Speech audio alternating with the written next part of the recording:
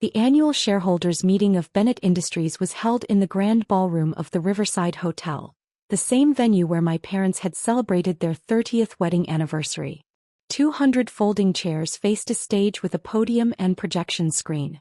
Crystal chandeliers hung overhead. Waiters circulated with coffee and pastries. I sat in the back row, my laptop open, taking notes like I'd done at every shareholders meeting for the past 8 years.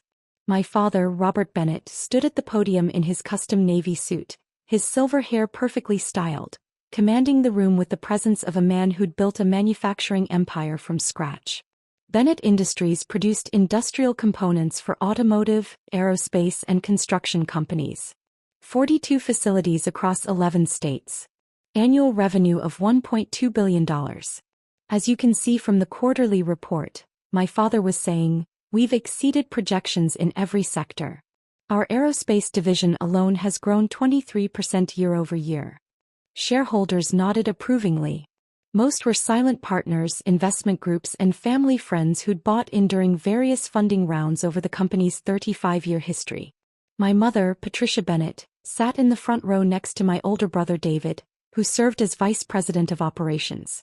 My sister Lauren, the chief marketing officer, sat beside them. The Bennett family business trinity, as the industry magazines called them. I was never part of that trinity. Before we move to the financial deep dive, my father continued, I want to address something. Some of you may have noticed my youngest daughter, Emily, sitting in the back row taking notes. Every head in the room turned to look at me. I kept my expression neutral. Emily has attended these meetings for years, my father said with an indulgent smile. She takes her little notes, asks her little questions. Cute really. Shows interest in the family business, even if she doesn't quite understand the complexity of what we do here. Polite laughter rippled through the crowd. Emily has a savings account, my mother added from her seat, loud enough for everyone to hear. She's very proud of it. She checks it regularly, tracks her interest. It's adorable. More laughter. David grinned. Lauren looked uncomfortable but said nothing. Real business is too complex for everyone, my father continued, his tone patronizing but not unkind. Emily has her interests, her charity work, her little investment club meetings, and that's wonderful. But Bennett Industries requires decades of experience, intimate knowledge of manufacturing, understanding of global supply chains. He trailed off meaningfully. The implication was clear. I was a child playing at business while the adults did real work. Now, my father said, pulling up a new slide, let's talk about our expansion plans. We're looking at acquiring precision parts manufacturing in Ohio, which would give us vertical integration in our automotive supply chain. I typed quietly on my laptop, my face revealing nothing. What my father didn't know, what nobody in this room except 3 people knew, was that the little savings account my mother mocked had started with $5 million from my grandfather's inheritance when I was 21.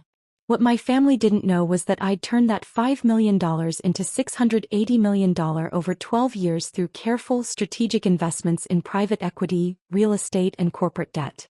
What absolutely nobody in this room knew, except the 3 board members who were legally required to know, was that over the past 8 years, through a complex network of holding companies, shell corporations, and strategic debt purchases, I had quietly acquired controlling interest in Bennett Industries.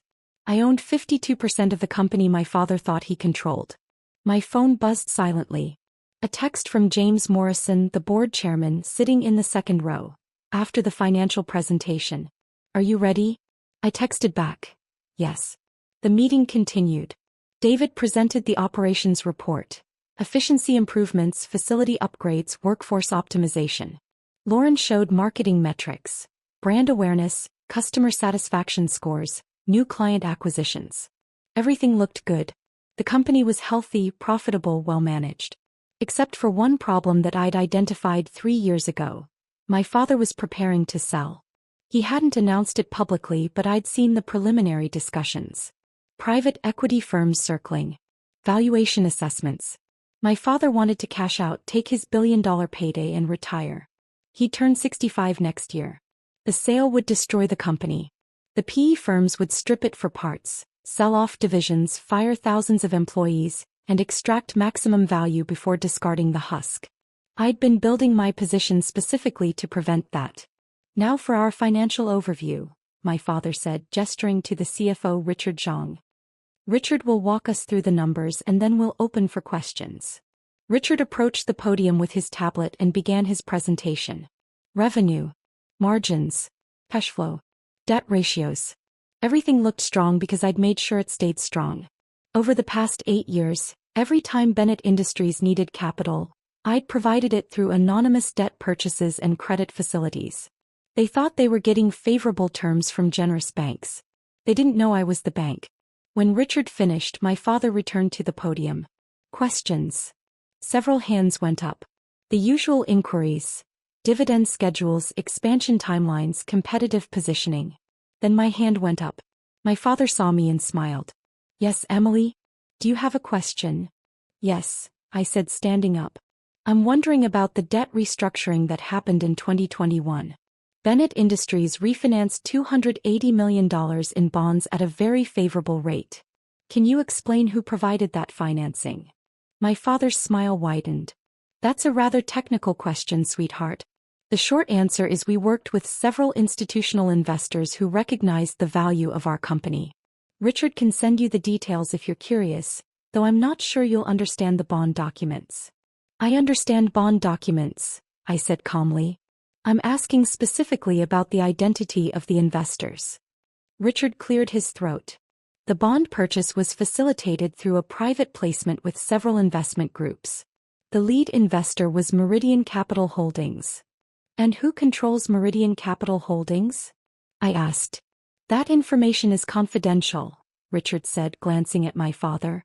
I see, I said. And the $180 million credit facility established in 2022 through Sterling Financial Group. Who controls that entity? My father's smile was becoming strained. Emily, these are rather aggressive questions. If you have concerns about the company's financial structure, we can discuss it privately. I don't have concerns, I said. I'm simply trying to understand the ownership structure of Bennett Industries. The ownership structure is clear, my father said firmly. The Bennett family holds 31% of shares. Various institutional investors hold the remainder. It's all documented in our filings. And private debt? I asked. The bonds, credit facilities, and other obligations that give creditors significant influence over company decisions? The room had gone quiet. Other shareholders were looking at me with confusion and irritation. Who was this young woman challenging Robert Bennett? My father's jaw tightened. Emily, I think that's enough. These meetings are for serious business discussions, not for you to show off whatever you learned in your investment club. I'm a shareholder, I said. I have the right to ask questions. You own 40 shares, David said, turning around in his seat. 40 shares that Dad gave you as a birthday present when you turned 25. That's 0.002% of the company. You're not exactly a major stakeholder. Those 40 shares give me the right to attend this meeting and ask questions, I replied. My mother stood up. Emily, you're embarrassing yourself. This isn't your little savings account. This is a billion-dollar company with real stakeholders who don't appreciate having their time wasted. Then let's not waste time, I said. I moved to add an item to today's agenda. I'd like to discuss the possibility of a sale or acquisition of Bennett Industries. The room erupted. Shareholders turned to each other, murmuring. My father's face went red. That's not on the agenda, he said sharply. I'm making a motion as a shareholder, I said. According to the corporate bylaws, any shareholder can propose agenda items if seconded by another shareholder. I second the motion, a voice said from the second row. James Morrison stood up. The board chairman, a man my father had worked with for 20 years. My father stared at him. James, what are you doing? Following proper procedure, James said calmly. The motion has been seconded. We should discuss it. This is ridiculous, David said. Emily doesn't know anything about M&A discussions. Actually, James said, I think Emily knows quite a bit. Emily, would you like to explain your concerns? Every eye in the room turned to me. I could see my father's confusion turning to anger. My mother looked mortified. Lauren had her phone out, probably texting someone about what was happening. I walked down the aisle toward the stage, my laptop under my arm. Over the past 6 months, I said, Bennett Industries has been in preliminary discussions with 3 private equity firms about a potential sale. The discussions have been confidential, but they're happening. My father's eyes widened. How do you know about that? Because I pay attention, I said.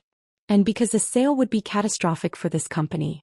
PE firms don't buy manufacturing companies to preserve them. They buy them to strip them. That's a gross oversimplification, my father said. Is it? Let's look at the pattern. A PE firm buys a manufacturing company, loads it with debt, sells off the profitable divisions, consolidates facilities, fires middle management, and extracts maximum value over 5 years before selling the remains to another buyer. Meanwhile, thousands of employees lose their jobs, communities lose their economic anchors, and the company's legacy is destroyed. You're being dramatic, David said. Am I? Let me read you something. I opened my laptop. This is from an email sent by Blackstone Partners to Dad's personal email 3 weeks ago. We see significant value extraction opportunities through facility consolidation and workforce optimization. Our models show 40% cost reduction through strategic restructuring. The room went silent. How the hell did you get my emails? My father demanded. I didn't, I said. But Blackstone Partners CC'd several people on that email, including some who thought the company's employees deserved to know what was being planned. That was a lie. I'd actually gotten the email through a contact at one of the law firms involved in the discussions. But the effect was the same. You had no right, my father started. Shareholders have every right to know when the company is being sold, I interrupted. Especially when that sale will destroy the company. Nobody's destroying anything, my father said. I've spent 35 years building Bennett Industries. I'm exploring options for succession planning. I'm 64 years old, Emily. I won't run this company forever. Then let David run it, I said. Or Lauren. Or hire a professional CEO. Don't sell to vultures who will tear apart everything you built. You don't understand how this works, my mother said from her seat. Your father deserves to retire. To enjoy the fruits of his labor. The sale would give us financial security. You have financial security, I said. You have a profitable company that generates tens of millions in annual profits. Why do you need $1 billion buyout? Because I earned it, my father said, his voice hard. I built this from nothing. I took the risks. I made the sacrifices. And I'll be damned if my daughter, who's never worked a real day in this company, is going to lecture me about business decisions. She's right to ask questions, James Morrison said, standing up again. In fact, I think we need to have a broader discussion about the company's future. Which is why I've asked several people to join us today. The ballroom's side door opened. 3 people walked in. Margaret Chin, the company's general counsel, Thomas Westbrook, an investment banker from Goldman Sachs, and Catherine Rodriguez, a senior partner from the accounting firm that handled Bennett Industries audits. What is this? My father demanded. This, James said, is a special session of the board of directors, convened under emergency provisions of the corporate bylaws. We're here to discuss a significant change in the company's ownership structure. What change? David asked, standing up now too. Dad owns 31% of the company. The family controls the board. What are you talking about? James looked at me. Emily, would you like to explain? Or should I? Everyone was staring at me now. My father's face had gone from red to pale. My mother looked confused. Lauren had put down her phone. I'll explain, I said. I connected my laptop to the projection system. A spreadsheet appeared on the screen behind me. This is Bennett Industries' complete ownership structure, I said. As you can see, the Bennett family holds 31% of equity shares. Various institutional investors hold another 39%. That's the public structure that everyone knows about. I clicked to the next slide. But Bennett Industries also has $460 million in outstanding debt. Corporate bonds, credit facilities, and private loans. These debt obligations give the creditors significant control over company decisions. In many cases, more control than equity shareholders. Another slide. The largest creditor is Meridian Capital Holdings, which holds $280 million in bonds. The second largest is Sterling Financial Group, which provides a $180 million credit facility.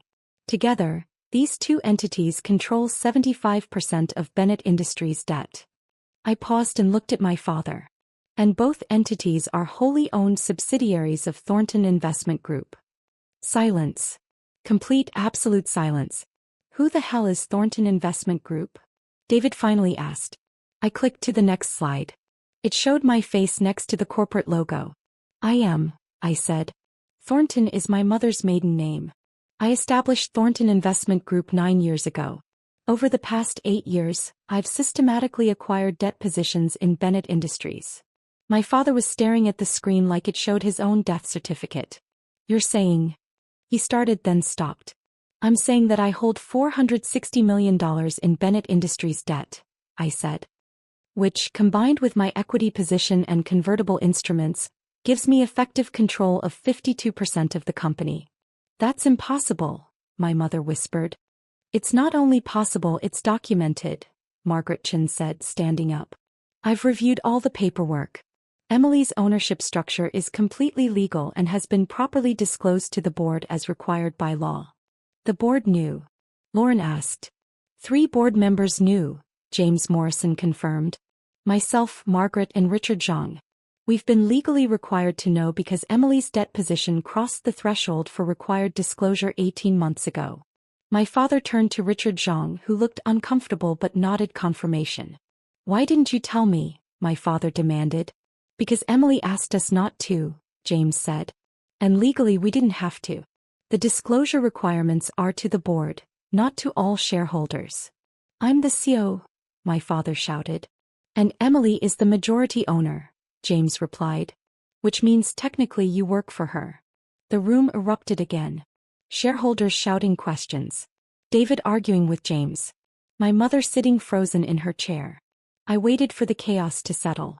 I didn't reveal this position because I had no reason to, I finally said. The company was well managed. Profitable. Growing. I was happy to remain a silent partner. Then why reveal it now? Lauren asked. Because Dad is planning to sell to a private equity firm that will destroy everything he built, I said. And I'm not going to let that happen.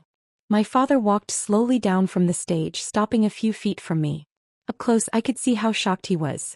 How confused. How? He asked quietly. Where did you get $460 million? Grandfather left me $5 million when I was 21, I said. He told me to put it in a savings account. To be responsible with it.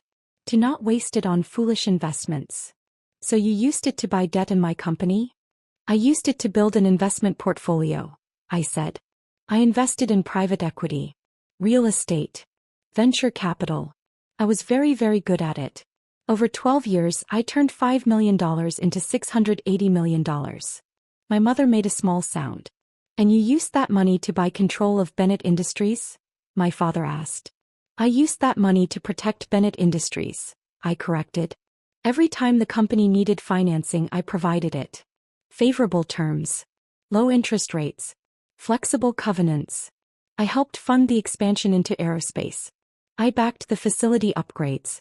I supported the R&D investments. You've been subsidizing us? David asked. I've been investing in you, I said. Because this company is worth protecting.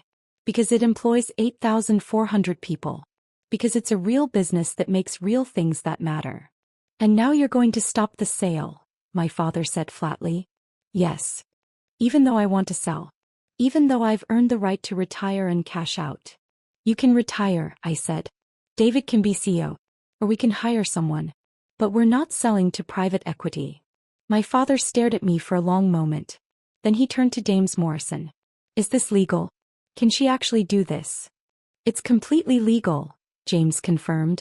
Emily holds the majority position. She has the right to block any sale. In fact, given her debt position, she has veto power over virtually any major corporate decision. So I've been working for my daughter for the past 8 years without knowing it, my father said. You've been working with your daughter, I corrected. I never interfered with your management. I never questioned your decisions. I supported every initiative you proposed. While secretly buying up my company. While protecting your company, I said. Dad, you built something incredible. Something that matters. And I wasn't going to let it be destroyed just so you could have a bigger retirement account. This is insane, David said. You're 29 years old. You've never run a manufacturing facility. You've never managed a supply chain. What makes you think you can control this company? I'm not going to run it, I said. You are. Or Lauren. Or whoever is the best person for the job. I'm a passive investor, David. I just want to make sure the company survives. Thomas Westbrook from Goldman Sachs spoke up. If I may, I've reviewed Emily's investment track record. Her returns are exceptional. If she'd been managing Bennett Industries' investment portfolio, the company would be worth substantially more than it is now. Nobody asked you, my mother snapped. Actually, I did, James Morrison said. I asked Thomas to review Emily's credentials when she first disclosed her position to the board. I wanted to make sure she wasn't a corporate raider or some kind of threat. What I found was that she's one of the most successful private investors in the state. Her portfolio outperforms most hedge funds. And you never told us, my father said. Because she asked me not to, James replied. And frankly, Robert, would you have listened? You just mocked her savings account in front of 200 people. You told this room that she doesn't understand complex business. Would you have taken her seriously if we'd told you? My father didn't answer. I have a proposal, I said into the silence. Dad, you can retire. Take your equity stake, 31% of $1 billion company, and enjoy your retirement. That's over $300 million. You've earned it. But no sale to private equity, he said. No sale to private equity, I confirmed. David becomes CEO. Lauren stays as CMO. We hire a new CFO since Richard is ready to retire. The company continues operating as it always has, but with better capital structure and no vultures circling. And you, my father asked. What do you get? I get to know that grandfather's legacy is protected, I said. That the company he started and you built continues to exist. That 8,400 people keep their jobs. That manufacturing stays in America instead of being gutted and shipped overseas. Catherine Rodriguez from the accounting firm spoke up. I've reviewed Emily's proposal. It's financially sound. The company would actually be in a stronger position with her capital backing than it would be under private equity ownership. Because she's not extracting value, Margaret Chin added. She's providing capital at below market rates. She's essentially subsidizing the company's growth. My father looked around the room, at the shareholders watching this unfold, at the board members who'd known this secret, at his children processing this revelation. You really turned $5 million into $680 million? He asked me. Yes. In 12 years. Yes. How? By paying attention, I said. By learning. By taking your advice, actually. You always said to invest in things you understand. I understood manufacturing. I understood industrial supply chains. So I invested in companies like Bennett Industries. And I was careful. Conservative. Strategic. You could have told us, my mother said, her voice breaking. You let us think. We thought you were unemployed. I offered. Living off that little savings account? I know what you thought, Mom. Everyone made it very clear. Why didn't you correct us? Lauren asked. Would you have believed me? I asked. Or would you have accused me of lying? Of exaggerating? Of trying to compete with David and his real job? Lauren looked away. I attended these meetings for 8 years, I continued. I took notes. I asked questions. And every single time I was treated like a child playing dress-up. Dad made jokes about my savings account. David rolled his eyes at my questions. You all made it clear that I wasn't part of the real family business. But you were, my father said quietly. You were the biggest part. We just didn't know it. No, I said. You didn't look. The room stayed quiet for a long moment. Finally, James Morrison spoke. We need to take a formal vote. Emily has proposed blocking any sale to private equity and transitioning to new leadership under David Bennett as CEO. All those in favor? Every board member raised their hand. James, Margaret, Richard, and 3 others I recognized as longtime advisors. The motion passes, James declared. Bennett Industries will not be sold. Robert Bennett will transition to Chairman Emeritus. David Bennett will become CEO effective immediately. My father stood there looking older suddenly. Smaller. I need some air, he said and walked out of the ballroom. My mother followed him. David and Lauren exchanged glances but stayed. The shareholders began filing out, talking among themselves, processing what they'd just witnessed. James Morrison approached me. That went better than I expected. Did it? Nobody threw anything. I count that as a win. I almost smiled. David walked over, his expression unreadable. So you're my boss now. I'm your investor, I corrected. You're the CEO. Run the company. I'll stay out of your way. Why should I believe that? Because I've been staying out of your way for 8 years, I said. I could have interfered at any time. I never did. He studied me for a long moment. I don't know whether to be impressed or pissed off. You can be both. Are you going to want board meetings? Reports? Updates? Quarterly financial reviews, I said. Same as any investor. That's it. Lauren joined us. I have to ask. Why Bennett Industries? You could have invested in anything. Why Dad's company? Because it's not just Dad's company, I said. It's grandfather's legacy. It's 8,400 people's livelihoods. It's the reason why 5 communities in 3 states have functioning economies. And it's worth protecting. Even from Dad? She asked. Especially from Dad, I said. He built something incredible, but he was about to destroy it for a payout. I couldn't let that happen. David shook his head slowly. You're either the smartest person I know or completely insane. Possibly both, I admitted. My phone buzzed. A text from my father. Can we talk? Privately? I texted back. Tomorrow. You need time to process this. I packed up my laptop and headed for the exit. Thomas Westbrook caught up with me in the hallway. That was the most dramatic shareholders meeting I've ever attended, he said. And I've been to a lot of shareholders meetings. Sorry for the theatrics. Don't be. You just saved a company and made yourself a legend. By the way, if you ever want to discuss other investment opportunities, give me a call. Goldman would love to work with you. I'll keep that in mind. I walked out into the afternoon sunlight. My phone was exploding with texts and calls, but I ignored them all. Instead, I drove to the cemetery where my grandfather was buried. I sat on the grass next to his headstone. Hey, Grandpa, I said quietly. Remember when you gave me that $5 million and everyone said I should just put it in a savings account? That I shouldn't take risks because I was too young to understand investing. The wind rustled through the trees. I took the risk anyway, I continued. And today I used what I built to protect everything you started. The company. The jobs.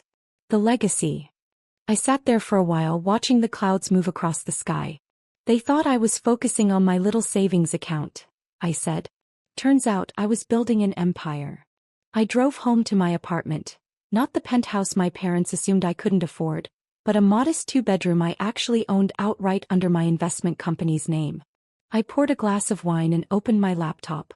My portfolio dashboard showed $680 million in assets across 47 investments.